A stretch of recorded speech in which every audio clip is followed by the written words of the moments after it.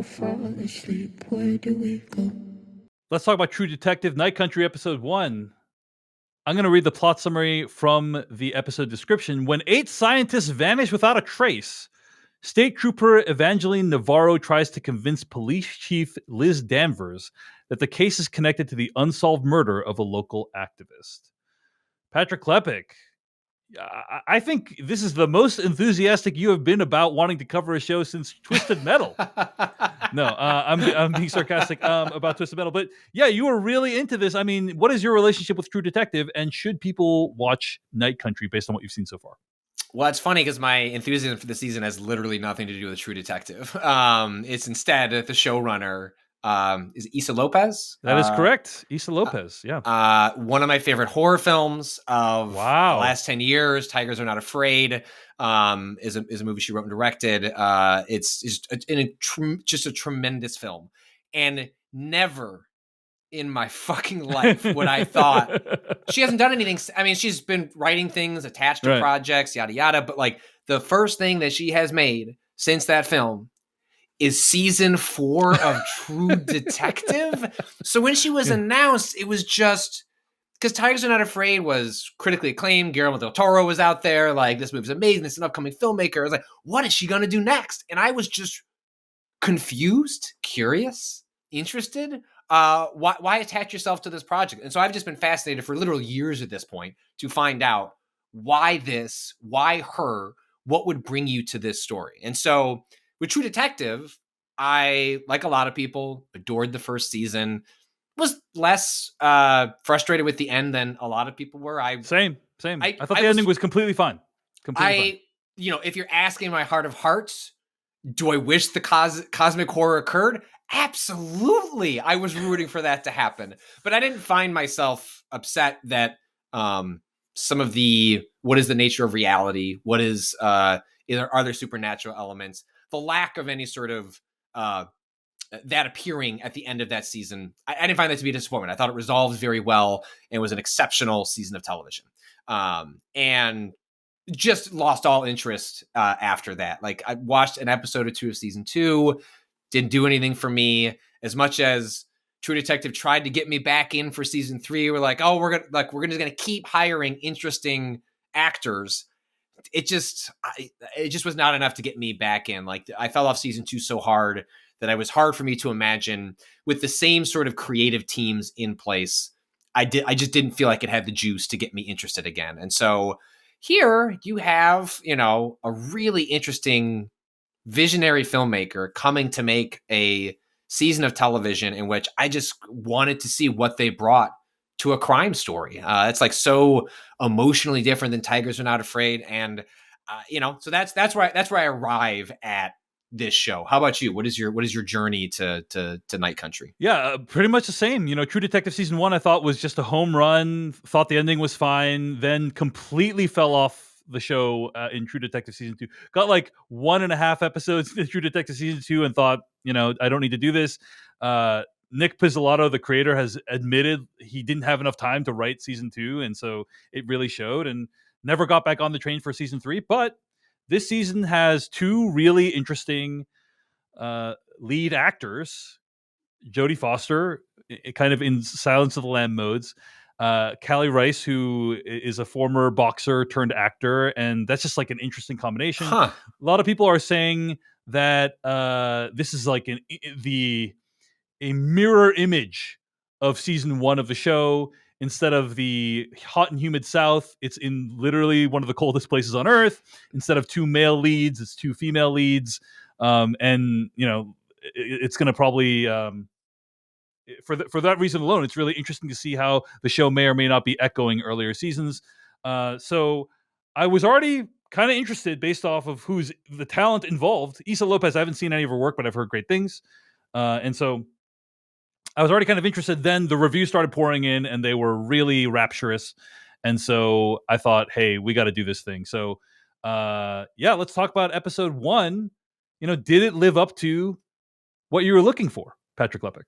Yeah, I am like completely other than, okay, the introductory shot to this show with Mhm. some not particularly great visual effects for, I think, some caribou, I believe, are the animals running around. That felt a little but whatever.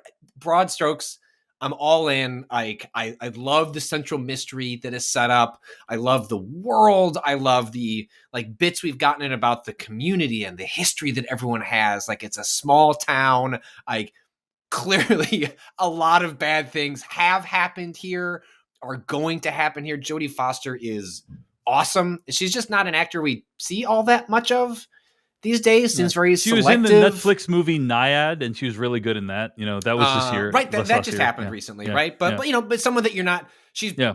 not acting all the time, selective with projects, and so whenever I see her again is a delight. And so to have her in this horror mode again, or horror adjacent, it's kind of unclear how far we're going to go, which is part of the fun, because I think a lot of what's really beautiful and fun about this season is that I think it probably works completely fine if you have no connection to True Detective whatsoever, right? Yes. You have no sense of the themes, like what ideas it was playing with in the first Right. season. It's the anti Marvel Spotlight's Echo in that way.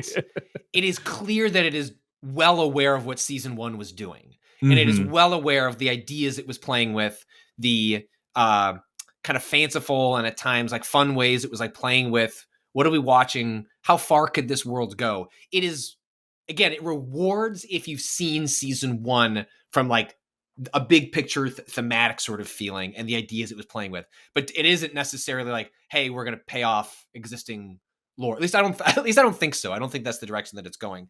And I just love the tone. Like, it is just ominous and upsetting, and like the little sequence where someone like runs across the screen really fast, and I'm like, I don't know where this is going. It's an all-time great closer shot. Like, the way the episode ends is just my God, I have to know like what's happening next. And you were very kind. I told you it took every fiber of my being to not hit play on the second episode. Like, should we record our conversation early so you can watch? I was like, no, I will be one with the masses. And I will wait until the second episode. But yes, I think I am all in, all on board. I think it's an amazing first episode of television that just has me on the edge of my seat to see what's next.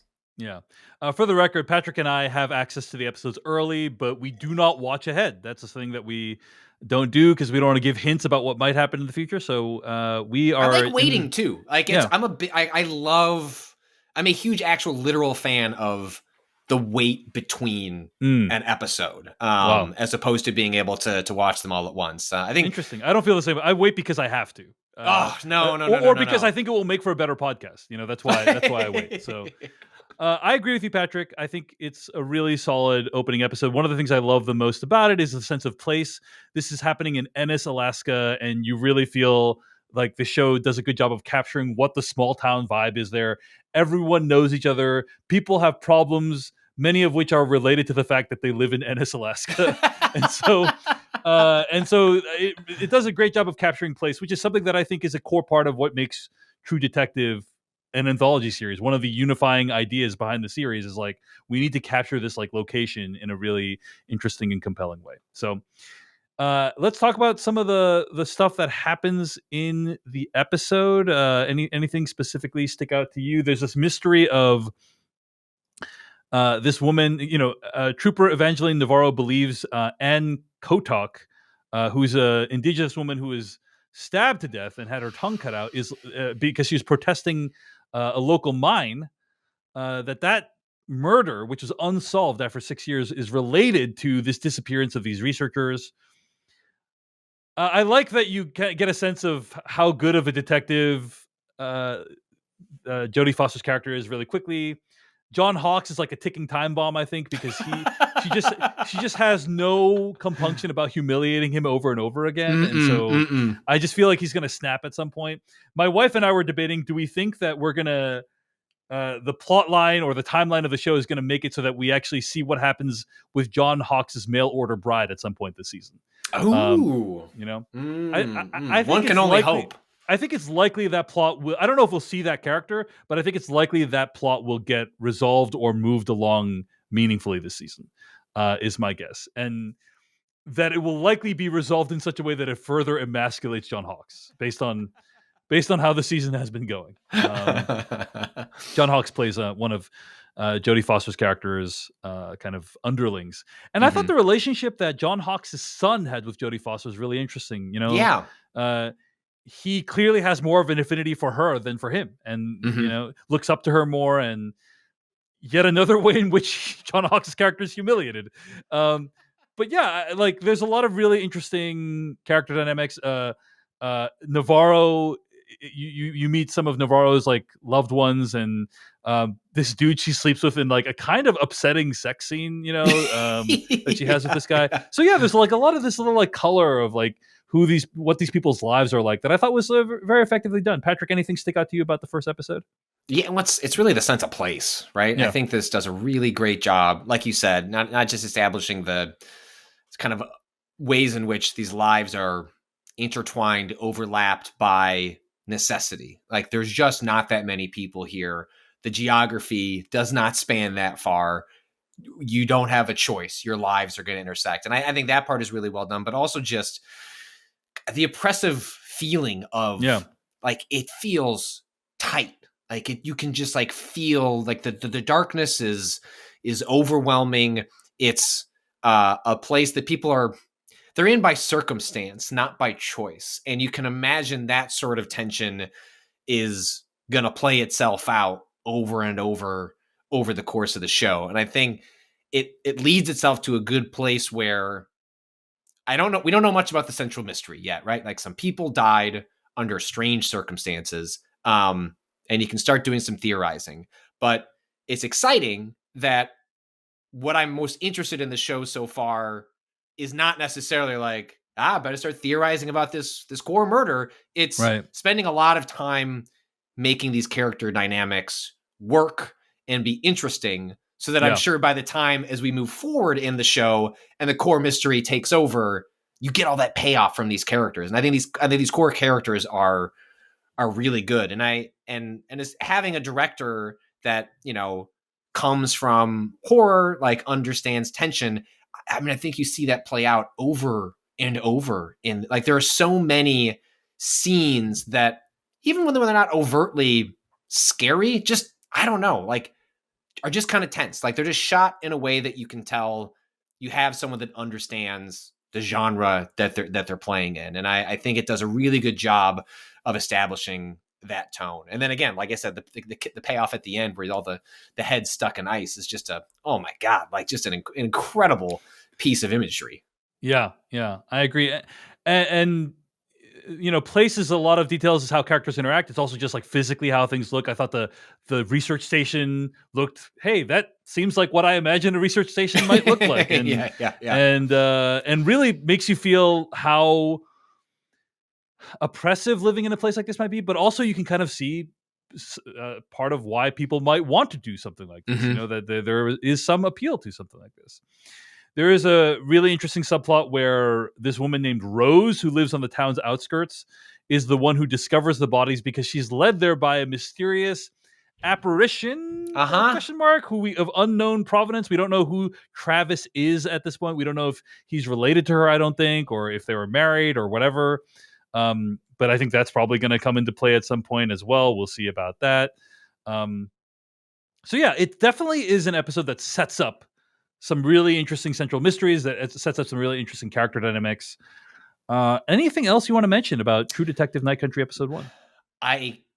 So just in general, I want to watch the second episode, but from folks that have already, like the screeners that went out, you could watch the whole season if you're a critic and if you have access to that there are going to be stuff. 6 episodes, I believe, of this season. Yeah. The vibe I've gotten from like multiple people have said this was like, there's going to be a moment it's essentially the beginning of the second episode. They're like, there's going to be a moment where this show asks, are you on board? You ready to keep going? And I don't know what it is. I have no idea what that means, but there's some sort of, it was described as gnarly.